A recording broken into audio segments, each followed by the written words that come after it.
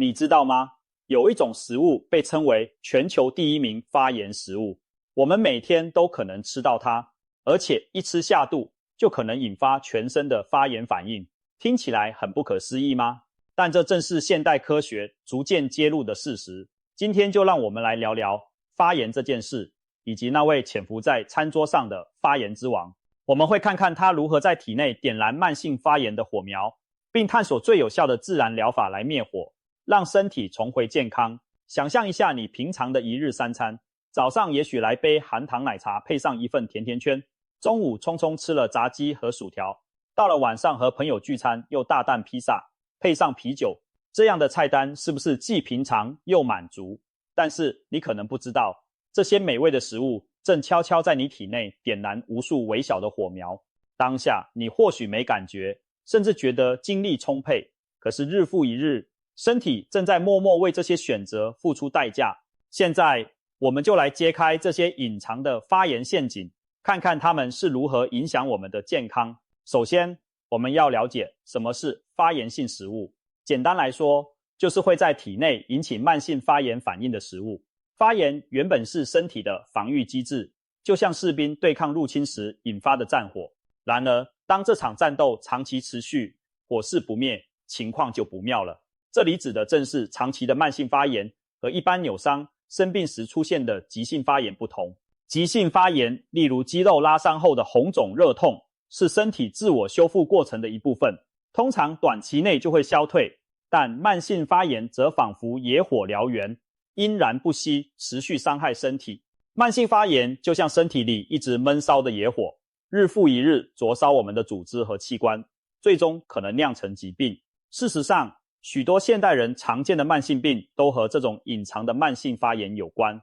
像心血管疾病、第二型糖尿病、关节炎，甚至癌症、失智症等现代疾病都与之息息相关。难怪慢性发炎又被称为沉默的杀手，因为它常常在我们不自觉中侵蚀健康。事实上，医学上可以透过检验血液中的发炎指标来侦测这种隐秘的威胁。例如，一项名为 C 反应蛋白 CRP 的指标，经常在慢性病患者身上长期维持偏高水平，正是体内有发炎持续存在的警讯。此外，科学界还有一个专门词汇——发炎性老化，用来形容慢性发炎对人体的老化过程推波助澜。换句话说，发炎不只会引发疾病，还可能让你看起来和感觉上比实际年龄更苍老虚弱。想想那些年纪不算大却已出现多种慢性病的人，往往正是因为体内常年累积的发炎伤害所致。更令人警觉的是，这股慢性发炎往往源自我们每天吃的食物。一些看似美味无害的日常料理，其实暗藏让身体着火的因子，而这些因子首先伤害的目标之一就是我们的肠道菌群。你可以把肠道菌群想象成身体里的一座微型生态园区，里头居住着数以百兆计的细菌，其中有的帮忙消化食物，制造维生素，有的协助调节免疫系统，维持身体防线的稳定。在理想状态下，益生菌这些好菌在人口上占优势，保持生态平衡。然而，当我们大量摄取发炎性食物，就等于在这座生态园区里引入了敌军。这些恶劣食物会打乱菌群平衡，打击有益菌的势力，反而助长有害细菌和酵母菌的大量繁殖。当肠道菌群失衡，麻烦可就大了。首先，肠道内壁原本有一道严密的保护屏障，像城墙一样阻挡不该进入体内的物质，但在不良食物的猛攻下，这道墙会变得脆弱，出现小缝隙，导致所谓的肠漏现象。例如，有害菌产生的内毒素 LPS 进入血液，结果呢，一些本来不应该穿过肠壁的分子漏进血液，身体的免疫系统立刻拉响警报，把它们当成入侵者攻击。如此一来，全身性的慢性发炎反应就被触发了。更糟的是，肠道菌群一乱，影响的不只是消化本身，透过肠脑轴线，它还会干扰我们的情绪和心理健康，使人容易焦虑、情绪低落。同时，免疫系统也会陷入混乱，可能引发过敏或自体免疫疾病。而且，肠道菌群失衡还会改变我们吸收养分和储存能量的方式，导致脂肪更容易堆积，让人发福肥胖。值得注意的是，肥胖本身也会加剧发炎，因为过多的脂肪细胞会分泌发炎物质，形成一种恶性循环，让人越胖就越发炎，越发炎又越难减重。换句话说，当肠道的微观世界失控，我们整个宏观的健康状态都会受到牵连。那么，是哪些食物在扮演这些放火犯的角色，让我们的身体陷入无尽的慢性发炎呢？让我们一一揭晓其中的几个头号嫌疑犯。许多人第一时间可能会想到糖，没错，精制糖绝对榜上有名。其实在几百年前，糖对一般人而言是难得一见的奢侈品，但今天糖早已无孔不入，从早餐麦片、手摇饮料到晚餐甜点，无处不在。现代人每年摄取的糖量之大，是古人难以想象的。这些过量的糖分正悄悄为慢性发炎添柴加火。白砂糖、玉米糖浆等精制糖类会让我们的血糖瞬间飙高，引发胰岛素大量分泌，长期下来造成胰岛素阻抗，为第二型糖尿病埋下种子。不仅如此，糖还特别受到肠道里坏菌的喜爱。坑糖摄取过多糖分会饲养有害菌群，反而压制了好菌的多样性。当坏菌横行，好菌凋零时，肠道生态当然每况愈下，慢性发炎也就不断升温。难怪有人把糖称作现代饮食中的隐形毒药，百害而无一利。再来说的是常见于油炸食品和糕点酥皮中的一个恶棍，名叫反式脂肪。这种人工氢化的油脂曾经被食品工业奉为恩物，因为它廉价，不易变质，让食物特别酥香。然而，反式脂肪对人体的伤害如今早已明朗。过去氢化植物油广泛用于制造人造奶油和起酥油，许多面包、糕点、饼干、点心都充斥着反式脂肪。早年许多素食店也大量使用氢化油来油炸薯条。我们过去其实不知不觉吃下了相当多的反式脂肪，这种累积效应更加剧了危害。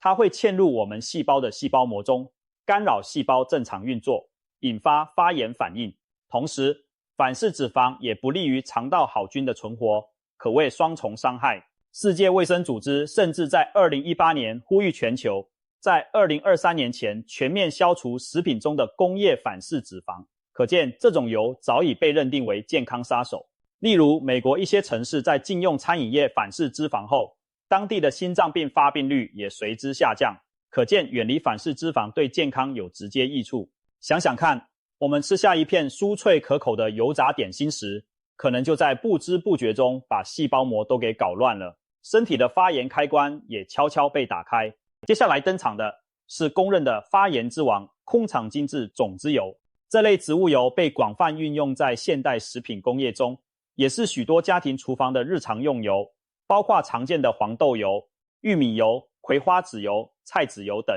你可能会问，植物油不是听起来很天然很健康吗？问题在于，这些精致的种子油在制造过程中经过高温高压和化学溶剂萃取，多重工序下，油脂早已失去原有的纯粹，充斥着氧化的残渣和微量的反式脂肪。一瓶清澈透明的沙拉油看似纯净，其实可能藏着促发炎的定时炸弹。需要说明的是，并非所有植物油都一无是处。例如，初榨橄榄油、亚麻籽油、酪梨油等富含 Omega-3 或 Omega-9 的冷压植物油，反而对健康有益，并具抗发炎效果。问题主要出在这些高 Omega-6 且经高度精制的种子油上。其稀，它们往往被大量使用于加工食品和油炸烹调，成为滋养炎症的温床。富含 Omega-6 脂肪酸的种子油摄取过量时，会在体内转化出各种促发炎因子。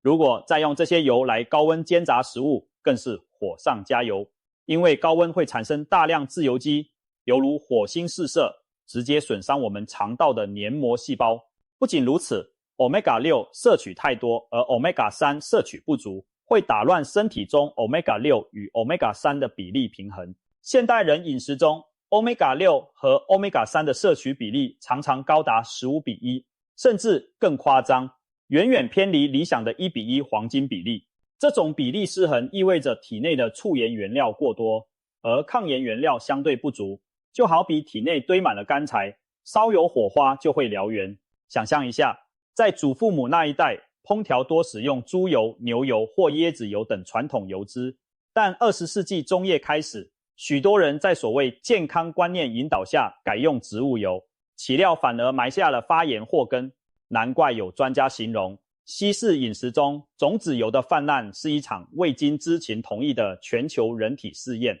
现代人正亲身体验其后果。愈来愈多研究和医生警告我们，精致种子油正是现代慢性发炎的头号元凶，当之无愧地占据发炎食物排行榜的第一名。除了上述几位，我们还得小心加工肉品这个角色。培根、香肠、热狗、腊肉等加工肉看起来美味诱人，背后却隐藏玄机。为了增色增味和延长保存，这些肉品含有大量的盐分和亚硝酸盐等添加物，不仅可能在体内转变出具有致癌性的化合物，还会扰乱肠道菌群的和谐。事实上，世界卫生组织的国际癌症研究机构在2015年就已将加工肉品列为1级致癌物，建议大家能少吃就少吃。由此可见，加工肉品不仅会引发发炎，还可能提高某些癌症的风险。一餐培根加香肠下肚，高盐高添加剂对肠道环境可不是好消息，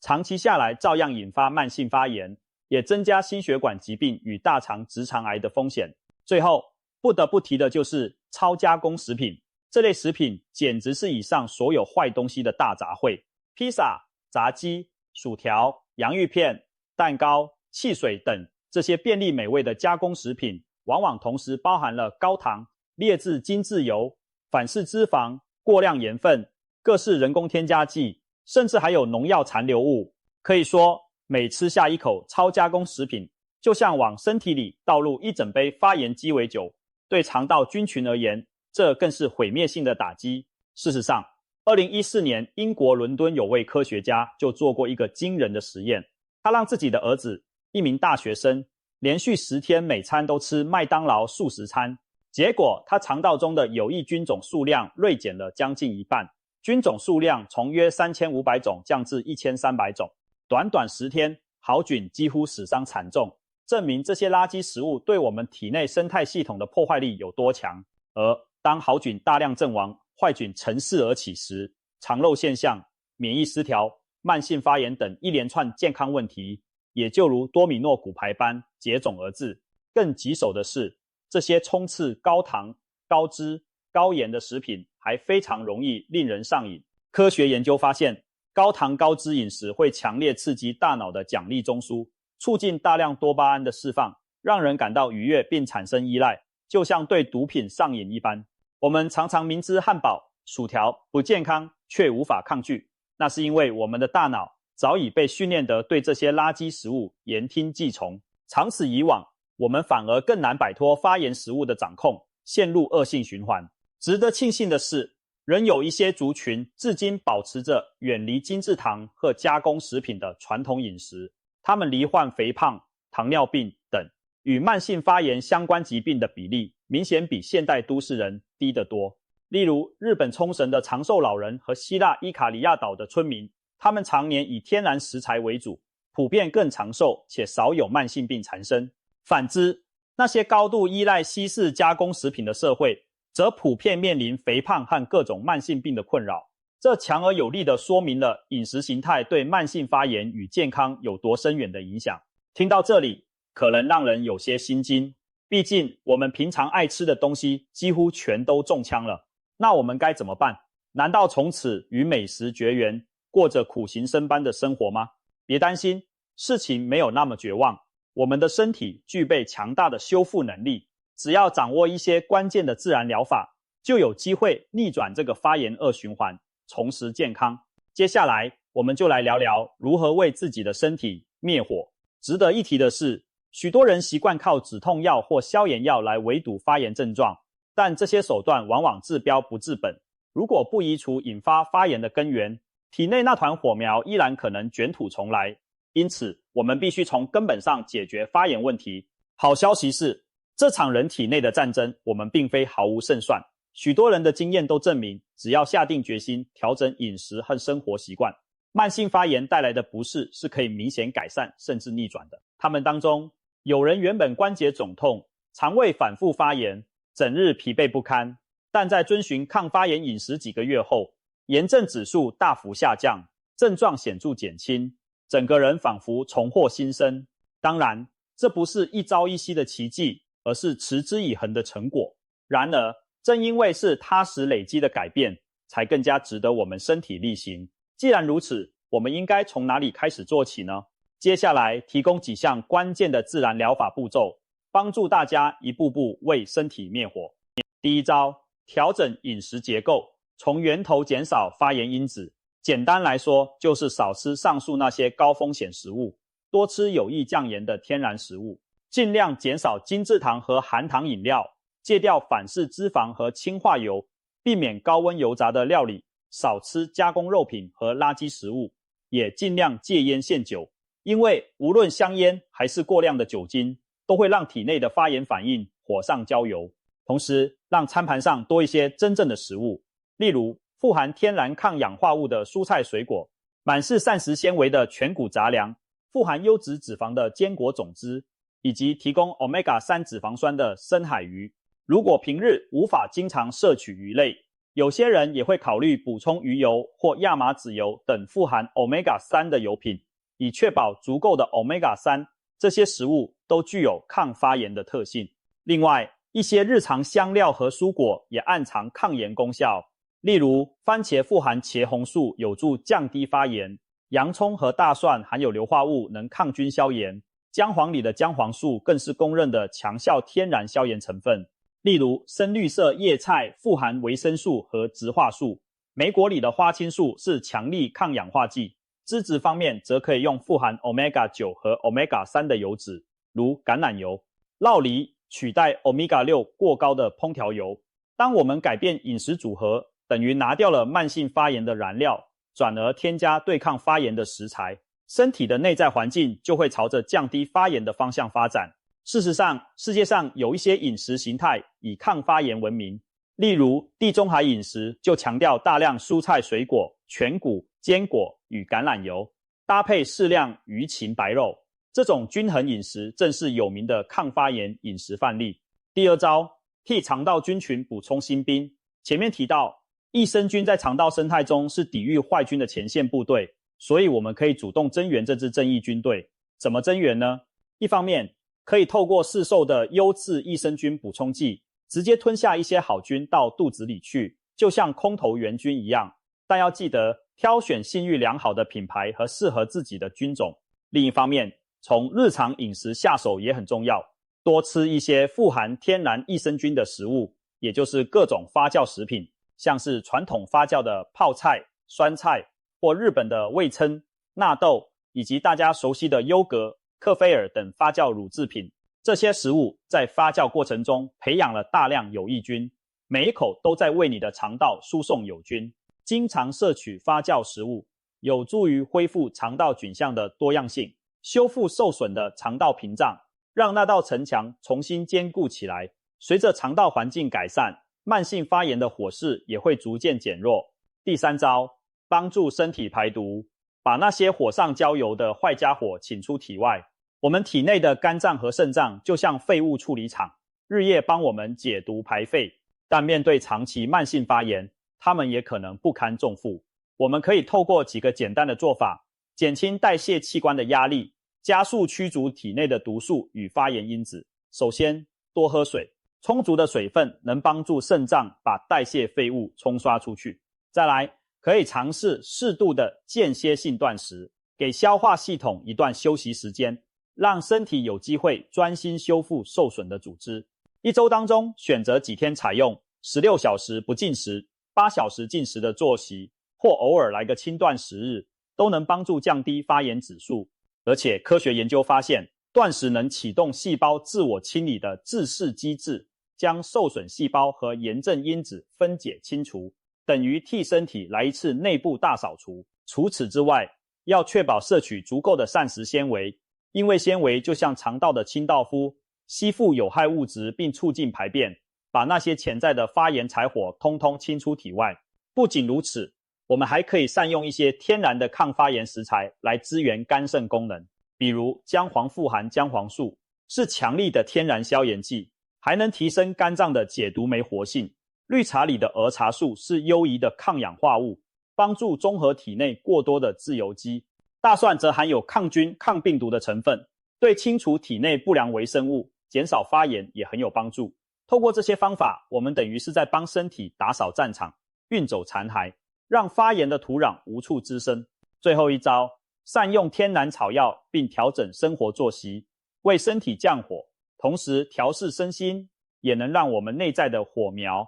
不再被助长。大自然其实提供了许多温和有效的草药，可以舒缓发炎带来的不适。我们来举几个简单又有效的例子，包括薄荷和洋甘菊泡成的花草茶，可以缓解肠胃不适，镇定神经，有助于对抗因肠道发炎引起的腹胀腹痛，还能顺带舒缓焦虑情绪。生姜是传统公认对抗发炎的好帮手，不论泡茶饮用或入菜烹调，都能发挥姜辣素的抗炎作用，而且它还能促进血液循环，帮助排出体内废物。再者，适度的运动与充足的睡眠也绝对是不可或缺的天然处方。运动能降低发炎指数，提升身体的抗氧化能力。良好的睡眠则让身体有时间修复，避免免疫失调。有研究发现，只要一晚严重缺乏睡眠，血液中的发炎指标便可能明显上升。可见充足睡眠对抑制发炎何等重要。别忘了，还要学会管理压力。慢性压力会使身体分泌过多皮质醇，进一步刺激发炎反应。因此可以透过冥想、深呼吸、瑜伽等放松练习来平衡自律神经，别让交感神经老是踩在加速踏板上。抽空亲近大自然，和亲朋好友聊聊，培养兴趣爱好，这些抒压方式都能帮助体内的发炎指数慢慢下降，让身心进入良性循环。我们可以把这些身心调养的方法视为替身体注入一道清凉舒缓的泉水，慢慢平息体内那场看不见的暗火。当你开始实践以上这些方法，随着时间推移，你或许还会发现一个意外之喜，你的体重开始逐渐下降，腰围缩小。如果你原本有点肥胖，这些生活改变可能让你慢慢甩掉多余的脂肪，不仅整个人轻盈了，体内的慢性发炎程度也会随着脂肪细胞的减少而降低。这意味着一个健康的良性循环开始了，发炎减少，让代谢更正常，你更有精力投入运动和自我照顾，进一步促进健康。慢慢的，你将走出过去那个被发炎困扰的恶性循环，迎来身心正向成长的全新局面。总而言之，要对抗慢性发炎，我们可以记住4少3多的原则，也就是少糖、少精致淀粉、少劣质油脂、少加工食品、多蔬菜水果与全谷杂粮、多优质蛋白与健康油脂、多发酵食物补充益生菌，如优格、味噌、酸菜等，再加上充足睡眠、规律运动和释放压力，身体的内在炎症之火必然逐渐熄灭，健康状态大为改善。慢性发炎并非不可逆转的命运，我们现在知道，许多慢性疾病的背后都潜伏着发炎这个共通的元凶，而饮食和生活习惯正是我们手上最有力的武器。我们不必陷入恐慌，更无需把所有美食拒之门外。相反地，我们只要有智慧地选择食物，并调整生活作息，就能大幅改变健康的走向。当我们开始戒除那些隐藏的发炎元凶，并积极引入天然的抗炎力量，身体就会逐渐改变内在的生理化学，肠道菌群会恢复生机，免疫系统会回到平衡状态，曾经燃烧的野火会一点点熄灭，取而代之的是健康再生的土壤。我们会发现自己不仅远离了慢性病的阴影，整个人也变得更加有活力。原本缠身的种种不适将大幅缓解，僵硬疼痛的关节也变灵活了，总是胀气不适的肠胃安稳了，就连困扰许久的皮肤炎症也明显改善。更令人惊喜的是，头脑变得清晰，精神变得饱满，仿佛卸下了一副沉重的枷锁，真正找回健康自在的自己。从下一餐开始，你就可以做出改变，例如用水果替代高糖的甜点，用白开水或无糖茶取代含糖饮料，餐盘上多放一份蔬菜，少吃几口油炸食品。别小看这些微小的调整，日积月累将为你的健康带来巨大的改善。所以别再让那全球第一名发炎食物牵着你的健康走，我们完全有能力采熄这场内在的慢火，重新掌控自己的身体状况，调整饮食，善待肠道，拥抱自然疗法，相信身体与生俱来的治愈力，给自己一点时间和耐心，你将会惊喜地发现，健康与活力正在悄悄回到你的生活中。不要等到慢性发炎酿成无可挽回的疾病时才后悔莫及，现在就是摆脱发炎之王控制的时刻，让身体重回健康平衡。从现在开始，就为自己的身体做出改变吧，远离那些让你发炎的陷阱，拥抱让你痊愈的食物与习惯。毕竟，真正美味的人生是尝得到健康所带来的轻盈与幸福。